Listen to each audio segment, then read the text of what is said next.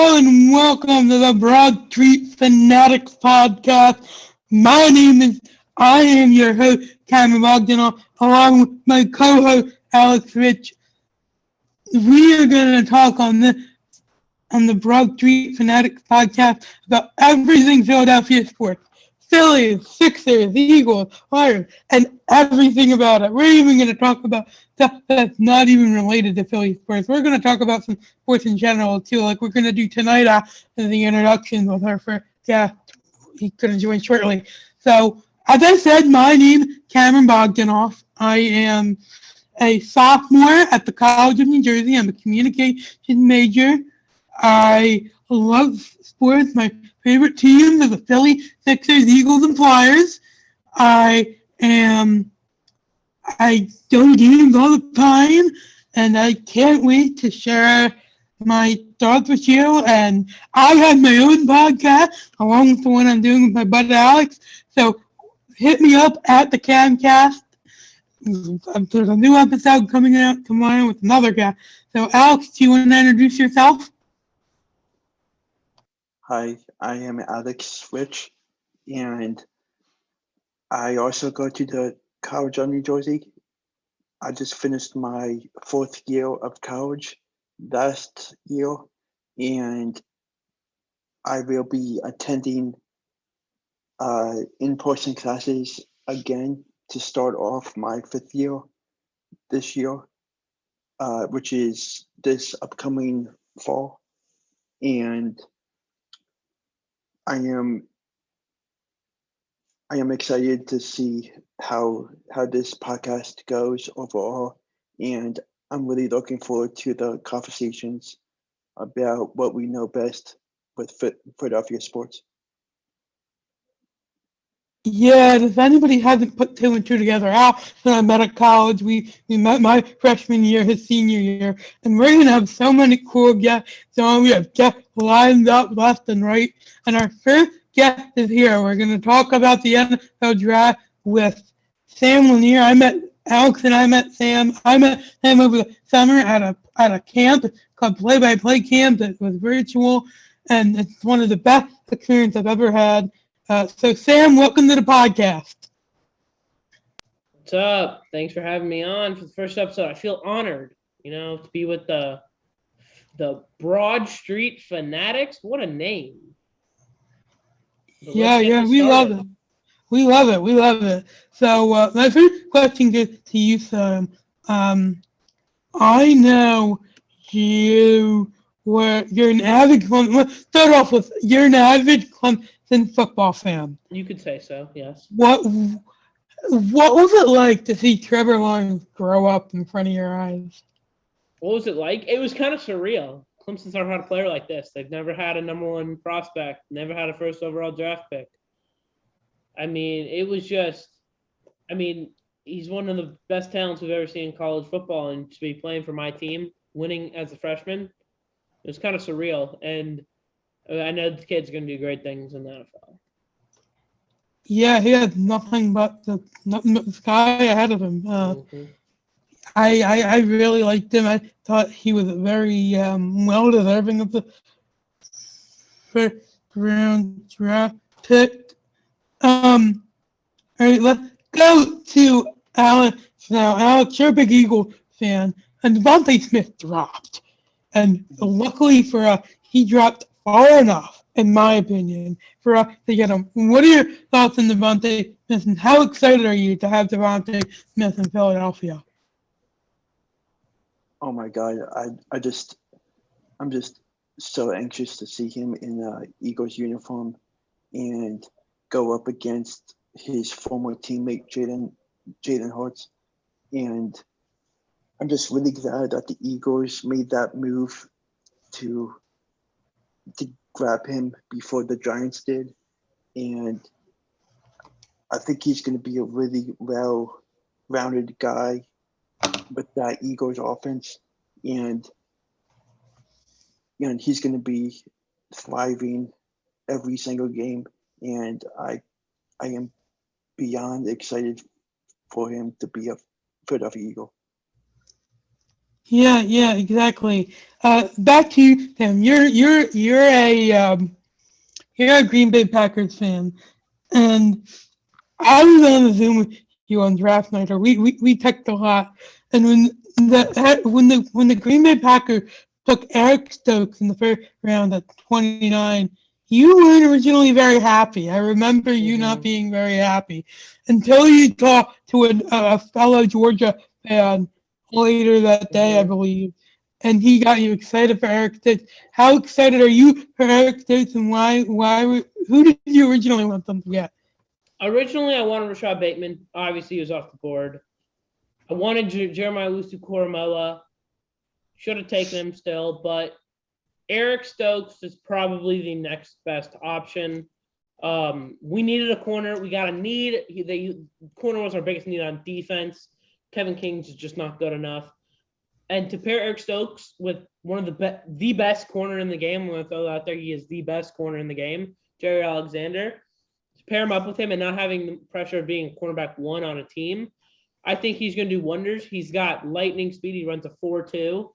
I mean, he's really, really talented, and I think he's going to be really good in Green Bay. Yeah, we're gonna stay on the topic of Green Bay for a minute. We're gonna leave the draft for a second, but we're gonna stay on draft day. About 4 hours, maybe 3, 4, 5 hours before the draft, the news broke that Aaron Rodgers wants out of Green Bay. Were you surprised? What was going through your mind? Um, I really wasn't surprised because this has been going on for years. Happened last year. Aaron Rodgers has always been upset with the Packers. At the end of the day, Adam Schefter's kind of saying some stuff that I think he's kind of bending the truth a bit because Aaron Rodgers hasn't come out himself and confirmed these reports, and it's been going around that Adam Schefter was just kind of trying to get buzz out of the news. But at the end of the day, if it's time for Aaron Rodgers to go, then it's time. He's a great Packer. I love him. I love Aaron Rodgers. There's obviously way better ways to handle the situation than calling the general manager Jerry Krause. It's just immature. But I mean, I don't know why he would want to leave a great situation in the Green Bay Packers. I mean, we just went to the NFC Championship, so. Yeah, when I was in class and I had to do a double take and look twice when I saw that Aaron Rodgers was leaving because that was the first time I heard that. I always thought it was always a cakewalk with him and the Packers. Alex, what were your thoughts when you heard that Aaron Rodgers wanted to leave Green Bay? I was really surprised because I thought he did a tremendous job with playing with Green Bay, and it's pretty disappointing to see him potentially exit Green Bay. But I think that we just have to wait it out and see what he decides and what the league decides as a whole. And I'm just hoping for the best for him, and because he deserves everything. He's a top 3 quarterback in the league, Mm-hmm. and he's so talented with everything he does, and just wish him the best. Yeah, I really wish him the best too. Sam, one more question for you. I think this can go to either one of you. It could go to both of you. Um, I was surprised at number 3. I didn't think Trey Lance was going to go very early like that. I thought maybe top 10, but I didn't think he was going to go that early. Alex, let me start with you. Did you expect Trey Lance to go as early as number 3? Yeah, I did. He's a very talented quarterback, and the Jets needed a top-notch quarterback. You mean the Which, Niners? The Niners. my bad. Niners. Yeah. Niners, yeah. I felt like they needed a big quarterback change, and he's going to fit well in that offensive system. And I'm curious to see how they deal with him. leading the team. Sam, what are your thoughts? I think it was a good pick, not a great pick, but it wasn't a bad pick like it would have been if they got Mac Jones, because basically Mac Jones is Jimmy G with a DUI. So they should have gotten Justin Fields. They were never going to get Justin Fields. I don't know why. Justin Fields was the second best quarterback in this class, in my opinion. And too bad Justin Fields is going to a team where quarterbacks go to die. So that sucks for him that he's going to Chicago. But yeah, it's a fine to good pick. He's not going to play right away. Trey Lance got to develop. And then it's kind of a two-part question, but my last question: winners and losers of the draft. Sam, who do you think are the winners and losers of the draft? The winner, I'm gonna say the Cleveland Browns. I think, Cam, you know my opinion on them. I have them winning the Super Bowl next year. I just think that Baker Mayfield's going to take that next step. Baker Mayfield's going to win MVP, and then Baker Mayfield's going to bring a Super Bowl to Cleveland. That being said, getting Greg Newsome in the first round, absolute steal. Getting Jeremiah Owusu-Koramoah was the best pick in the draft in the second round. Dude was the number 2 linebacker in the class. I just think that the Browns nailed the draft. Loser, I'm going to have to go with the Cincinnati Bengals, passing over a generational left tackle in Penei Sewell for just a guy that played college ball with Joe Burrow, especially when you could have gotten Terrace Marshall in the second round. It kind of made me mad for Joe Burrow's sake, because Joe Burrow is just going to get killed again. Jackson Carman, I'm a Clemson fan, love Jackson Carman. He's not the guy. Yeah, Alex, what are your thoughts? I Winners and losers of the draft. I would have to go with, as my winner of the draft is Kyle Pitts from Florida. No, my question is, what team do you think made the best picks? I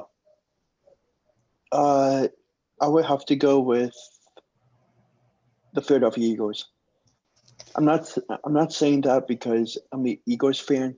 I think that they made the right choices in the positions of need, and the Landon Dickerson pick was also a very good pick in the second round. Yeah, and they can grow from what they have now, and their chemistry is going to build and continue to build and be a great squad. Yeah, I really agree. I really like the Devontae Smith pick. And with that closes off the first episode and the introductory episode of the Broad Street Fanatics broadcast. I've been your host, Cameron Bogdanov, with your co-host, Alex Rich, and your special guest for this week, Sam Lanier. Thank you for having me on. This is Cameron Bogdanov signing off. Happy Mother's Day.